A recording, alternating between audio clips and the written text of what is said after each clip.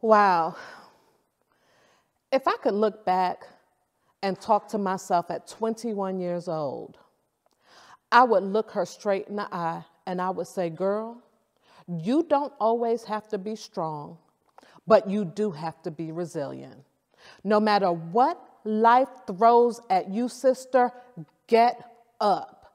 You're allowed to stay down long enough to push yourself up, and that's it. Life doesn't end in one terrible moment. I remember dropping out of school like it was yesterday. And guess what? It took me 20 years to go back. See, resilience is knowing that you can finish everything you started, and that no matter what's happening in your life, you get to choose what happens next.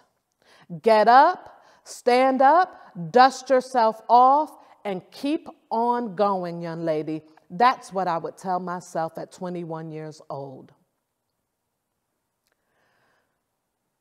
I would love to tell my younger self that all relationships are ships, meaning they're designed to take you from where you are to where you want to be next.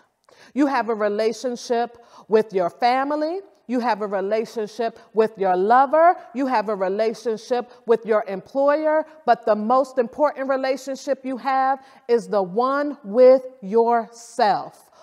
All relationships are ships. And if you make the decision that where this relationship is going, I don't see where this is going. I don't like the direction that this ship is traveling in, like I had to do. A 15-year marriage that failed. Now, I knew in the first year it wasn't going to work. That's right, the first year. Why did I stay so long?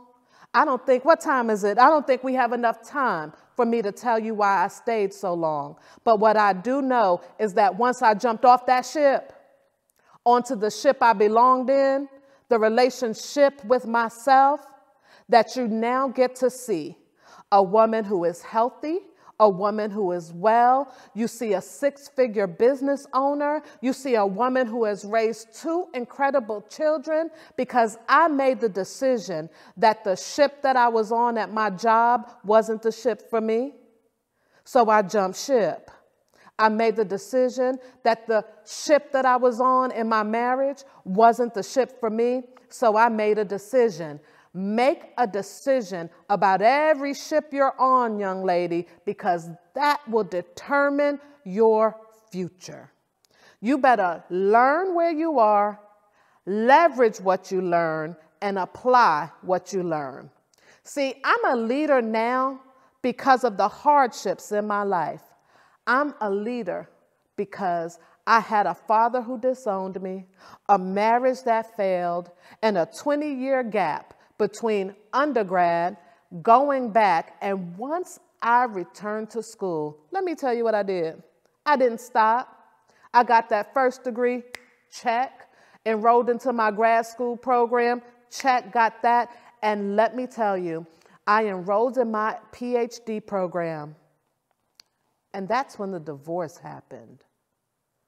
At the time I enrolled in my PhD program, I went from a stay-at-home mother to moving in with my mother and going back to school.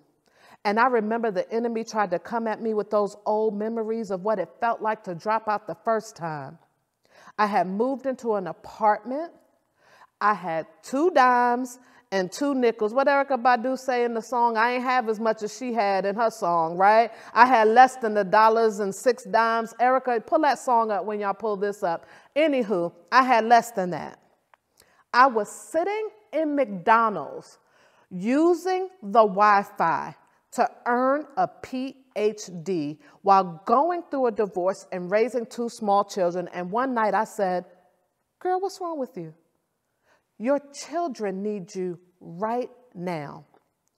So in learning to leverage where I was, I decided that I needed to be out of school, but I still needed to be productive. So I began writing books. And here I am, 10 years later, with 16 books written to my credit. And that's without AI. I wrote every single word. So young me, you end up being brilliant and you still cute. Okay?